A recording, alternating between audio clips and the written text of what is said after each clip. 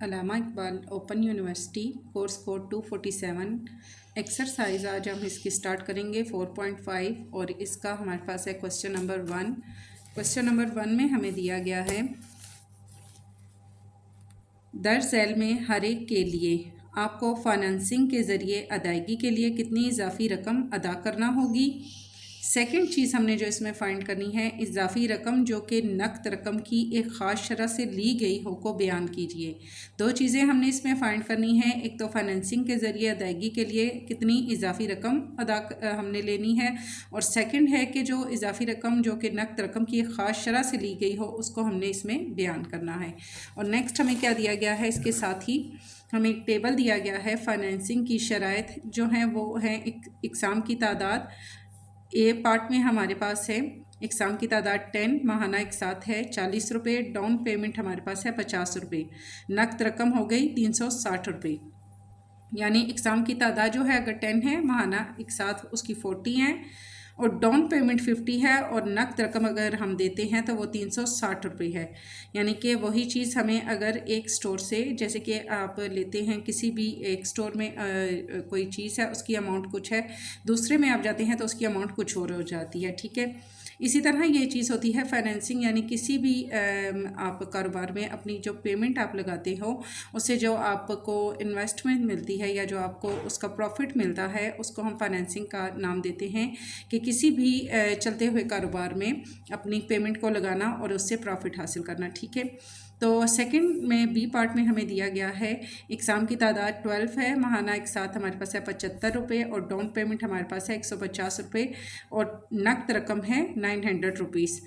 Third part में हमें दिया गया है इकसाम की तादाद 36, माहाना एक साथ 500 रुपये और डाउन पेमेंट है 1000 रुपये, नकद रकम है 25,000। ये हमारे पास 10,000 है और ये है हमारे पास 25,000। ठीक है, तो सबसे पहले हम इसका जो ए पार्ट है इसको हम देखेंगे। पहले हम इसकी स्टेटमेंट ले लेते हैं। स्टेटमेंट में हम इसको लिखेंगे कि पहली सूरत में दो चीज़ें हमने इसमें फाइंड करनी है। ठीक है, तो दो चीज़ों को पार्ट 1 और 2 दो हमें दिया गया है, तो हम उसको इस तरीके से रिप्रेजेंट करेंगे कि पहली सूरत इसमें हमें नकद रकम दी गई है इज़ इक्वल टू 360 रुपये, पाकिस्तानी रुपए में है तो हम लिखेंगे 7 रुपये। जबकि दूसरी सूरत में दो सूरतें हैं उसके पास। ठीक है, एक सूरत में उसको जो अमाउंट है 360 रुपीज़ बन रही है और दूसरी सूरत में डाउन पेमेंट जिसको नाम दिया गया है down payment is equal to है 50 रुपीज़, 50 रुपये। ये चीज़ हमारे पास होगी। सेकंड माहाना एक साथ है इसकी, माहाना एक साथ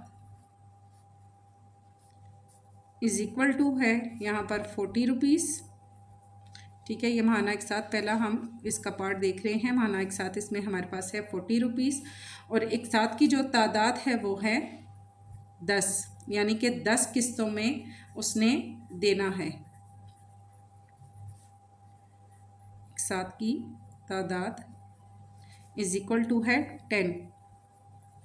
नकद रकम पे अगर हम वो चीज़ उससे लेते हैं तो 360 रुपये बनते हैं, जबकि दूसरी सूरत में डाउन पेमेंट यानी कि कम रकम में अगर हम उसको लेते हैं 50 रुपये है और माहाना एक साथ उसकी 40 बनती हैं और एक साथ की यानी कितनी किस्तें अदा करनी होगी, वो किस्तें जो बनती हैं वो टोटल 10 बनती हैं। ठीक है, तो अगर हम उसी वक्त हमारे पास अगर पेमेंट है तो हम नकद ले लेते हैं, लेकिन अगर हमारे पास पेमेंट नहीं होती हम उसको एक साथ पे लेते हैं तो फिर मंथली हमें वो चीज़ पे करनी होती है, हर महीने हमें कुछ अमाउंट देनी होती है। लेकिन जो हम उसको लेते हैं एक साथ पे, जिस चीज़ को हम लेते हैं उसमें अमाउंट हमें ज़्यादा देनी पड़ती है। ठीक है, नकद रकम की निस्बत। तो टोटल उसकी जो एक साथ की तादाद बन रही है वो है 10 और यहाँ पर हम लेते हैं एक साथ में अदा की गई कुल रकम, एक साथ में अदा की गई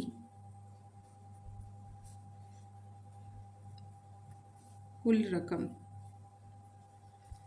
इज़ इक्वल टू, अब एक साथ हमारे पास कितनी है 40 और इनकी तादाद कितनी बनी है, यानी हर महीने अगर उसने 40 रुपये देने हैं और टोटल उसकी जो किस्तें बनती हैं वो 10 हैं, तो हम 40 को 10 से मल्टीप्लाई करेंगे और टोटल अमाउंट हम फाइंड करेंगे। तो टोटल 40 को 10 से दिया तो हमारे पास आ जाएगा 400।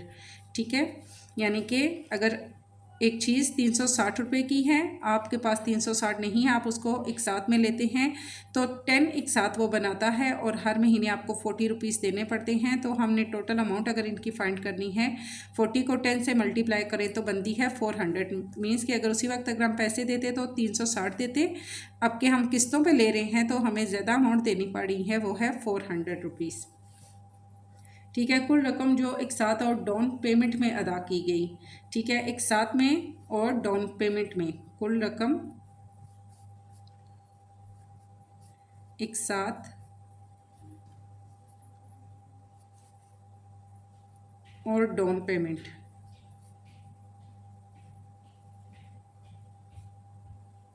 एक साथ और डाउन पेमेंट की कुल रकम अगर हम यहाँ पर लेते हैं, एक साथ में हमें कितनी दी जा रही हैं 400 टोटल हमारे पास बन रही हैं और प्लस इसमें हम कर देते हैं 50, क्योंकि डाउन पेमेंट में हमें जो दी जा रही थी यहाँ क्या है 50 रुपीज़ है डाउन पेमेंट में।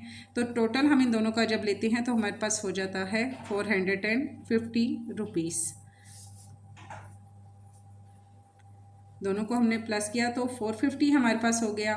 अब इजाफी रकम जो हम दे रहे हैं वो हमने इसमें फाइंड करनी है। इजाफी रकम कैसे फाइंड करनी है, नकद रकम और जो टोटल पेमेंट हमने दी है।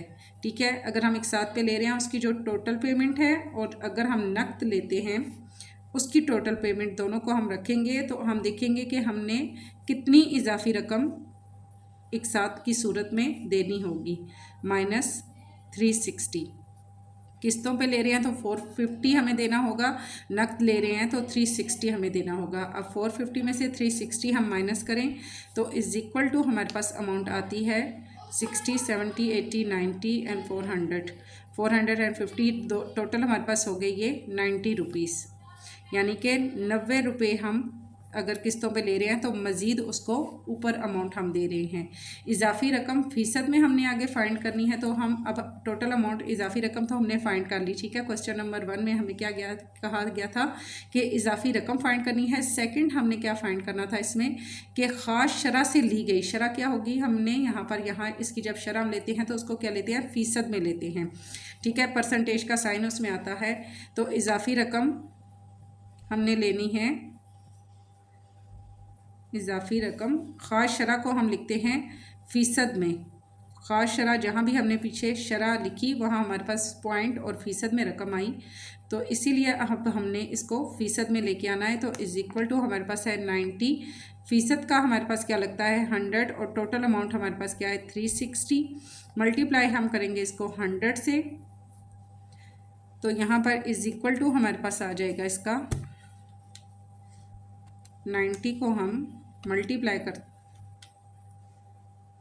90 को मल्टीप्लाई किया 100 से और डिवाइड किया हमने इसको 360 पे, इज़ इक्वल टू हमारे पास आता है 25 और इसके साथ आगे आ रहा है पॉइंट। इट मीन कि हमने 25% का साइन लगा देना है इसके साथ। तो हमारे पास जो फ़ीसद में अमाउंट आ रही है वो है 25%। ठीक है, इनको हमने 90, हमारे पास इजाफी रकम आ गई, टोटल अमाउंट 360 नकद रकम की सूरत में और परसेंटेज यानी कि शरह में हमने इसको लेके आना था। तो मल्टीप्लाई हम इसको 100 से करेंगे। जब हम इन तीनों को 90 को मल्टीप्लाई किया 100 से और इसको तकसीम किया 360 पे, तो हमारे पास जो आंसर आएगा फ़ीसद में 25 आ जाएगा परसेंटेज। ठीक है, नकद रकम की हमने परसेंटेज ली है।